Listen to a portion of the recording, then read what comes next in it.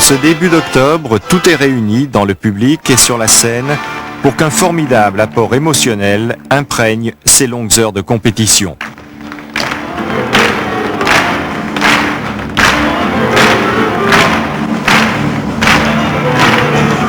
Les jeunes filles espagnoles auront à cœur de démontrer qu'elles ont leur place dans le concert grandissant des nations qui aspirent à la notoriété des Russes, des Ukrainiennes ou des Bulgares. L'heure est à la concentration, au regard chargé de sens et de volonté, les belles entrent dans l'arène.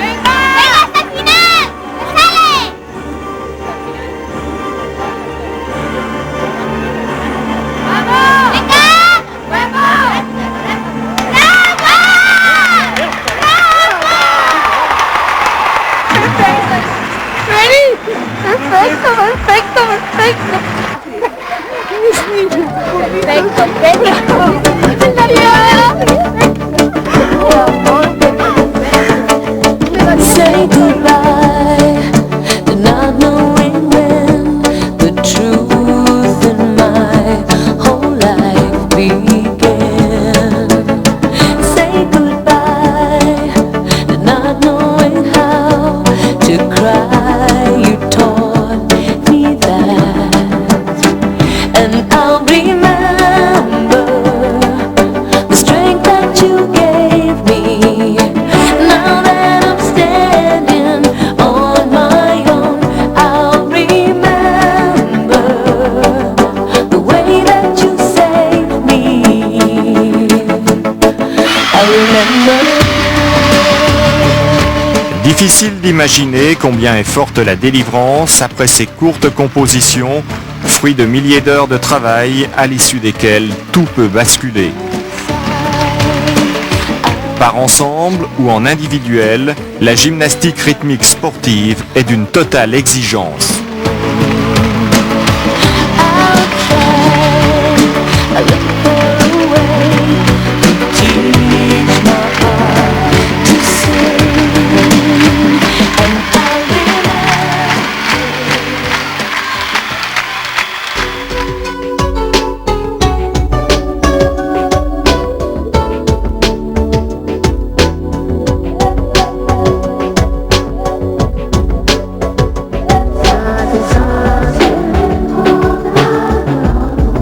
Ekaterina Serebrianskaya, tout comme Elena Vitrichenko, sont entraînées par leur mère.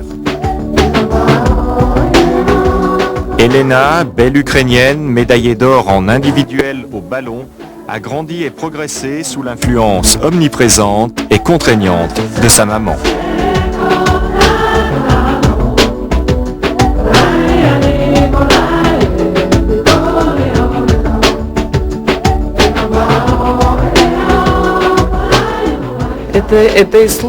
Dans ce genre de couple, les rapports sont à la fois plus simples et plus compliqués.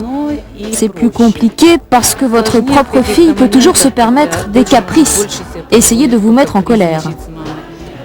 Mais c'est aussi plus simple parce qu'elle comprend mieux et plus vite, et aussi parce qu'elle m'aime sûrement mieux qu'elle n'aimerait un autre entraîneur.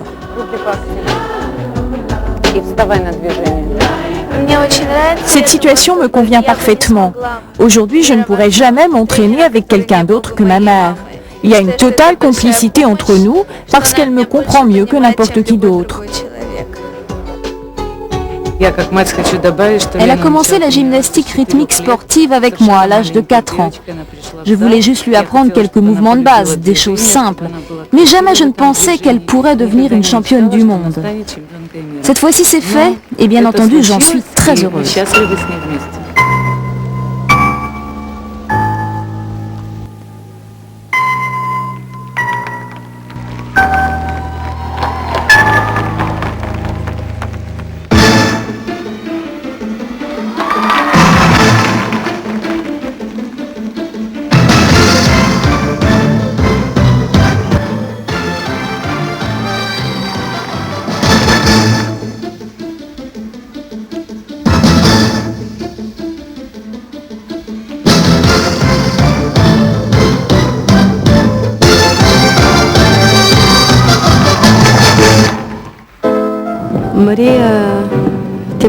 Maria était petite, vraiment toute petite, lorsqu'elle est arrivée dans notre centre d'entraînement. La première chose qu'elle m'a dit était qu'elle adorait danser. Ses parents étaient restés pendant longtemps au chômage en Bulgarie. Ils sont partis chercher du travail en Grèce et Maria est donc venue pendant 3 ans chez nous, entièrement à notre charge.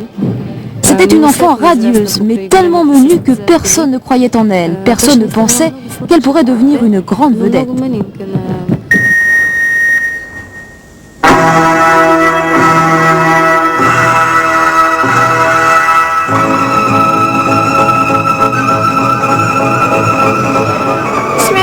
Neshka, pour moi, est davantage une amie qu'une mère.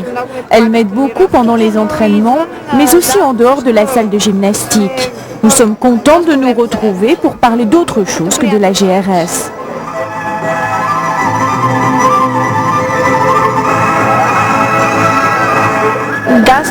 Il est clair qu'elle m'a aidé d'une façon exceptionnelle. Si elle n'avait pas été là, si elle ne m'avait pas appris ses compositions, jamais je n'aurais pu atteindre les sommets de la GRS.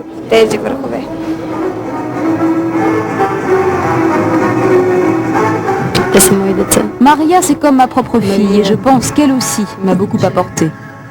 Pour ma part, je lui ai appris tout ce que je savais. Je lui ai tout donné.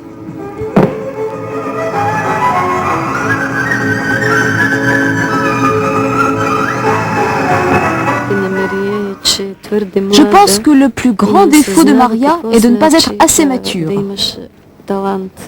Elle ne comprend pas ce que c'est que d'avoir un don offert par Dieu. Son talent extraordinaire est 1000 fois plus important que la simple accumulation de choses matérielles.